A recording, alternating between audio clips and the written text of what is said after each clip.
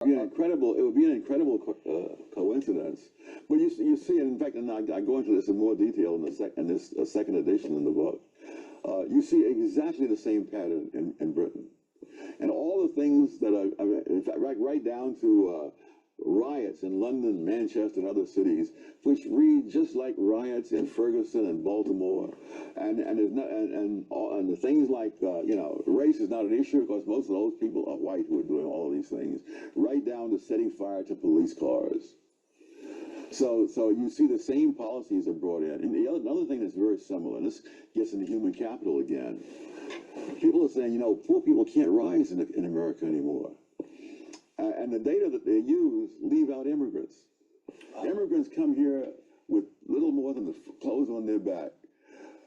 Go in here and by the next generation, their kids are excelling in school, going off to leading colleges and into professions. Colin Powell his parents were Jamaican, as I recall. Yes. And wasn't he raised in Harlem? He's about 2 generations. I don't know if he was raised there. Brooklyn. I don't know where he was raised. I know he went to college at City College, which is on the edge of Harlem at that time. Is now in the middle of Harlem. Got it. That's real. That's real. Hold on. So when you look at that and you hear what he had to say, and you see the condition of the Negro community today, you have to ask some serious questions. How did this happen? How do we get here? And what can we do to get out of it? First, you got to ask the question, how do we get here? All right? So,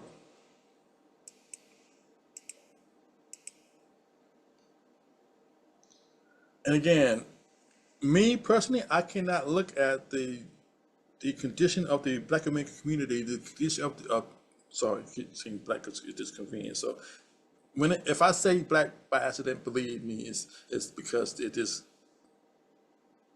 familiarity. But I know there's no such thing as black. It's not. So I do my best to remember to say Negro. At least that is a very descriptive, probably definitely more so than black, definitely more so than African American. Anyway, I cannot look at the condition of the Negro family,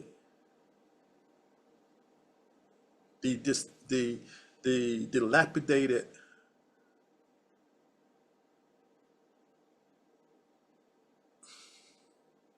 dilapidated. That's an appropriate word.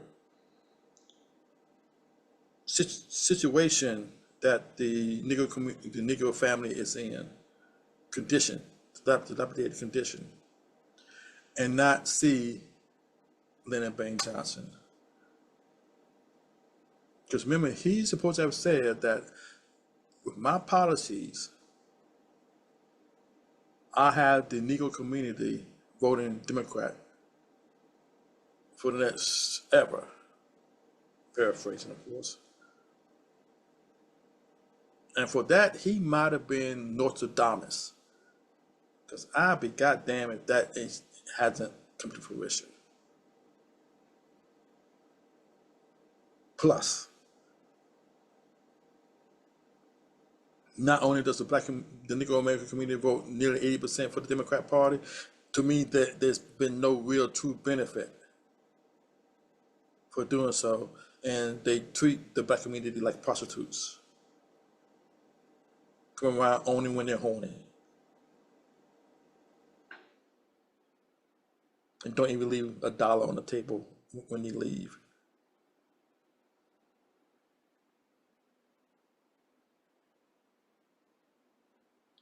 But Lyndon Baines Johnson's fingerprint on the condition of the Negro community today is evident. Let's start with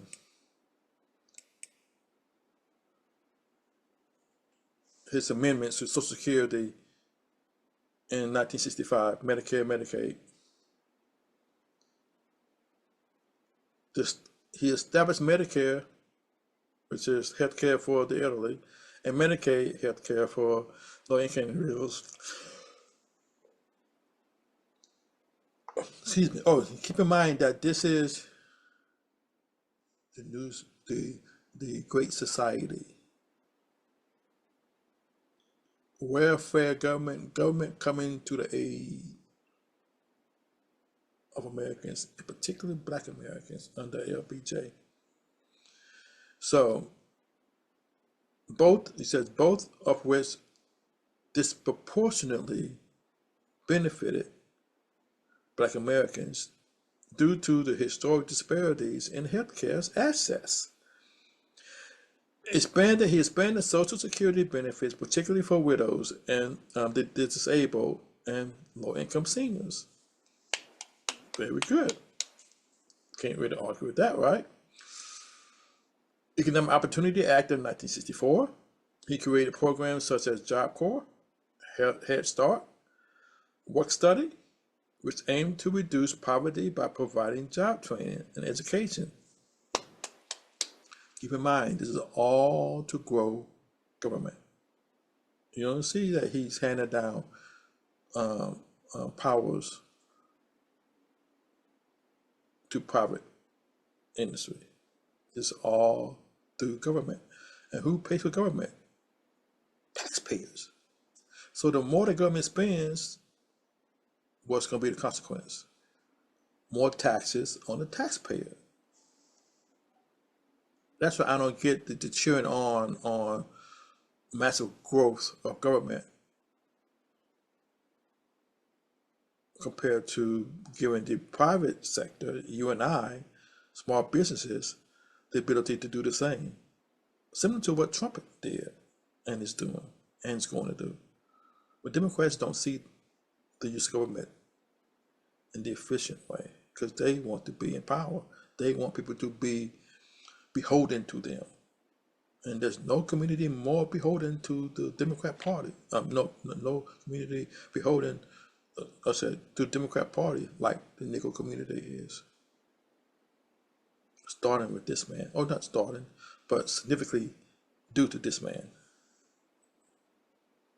Okay, he goes on to say, he expanded aid to families with dependent children, defects, AFDC, increasing assistance, but also introducing rules to discourage two-parent households, commonly called man-in-the-house rules, which led to fathers being absent so families could qualify for benefits. Read that again.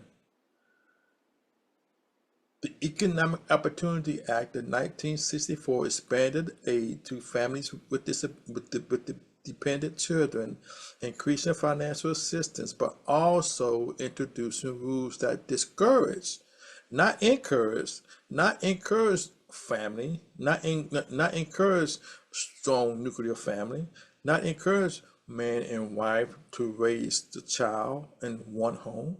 No. To discourage that,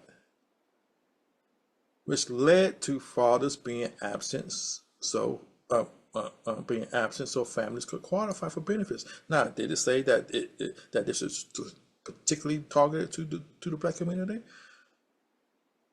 No. Are there not other ethnic groups getting government benefit?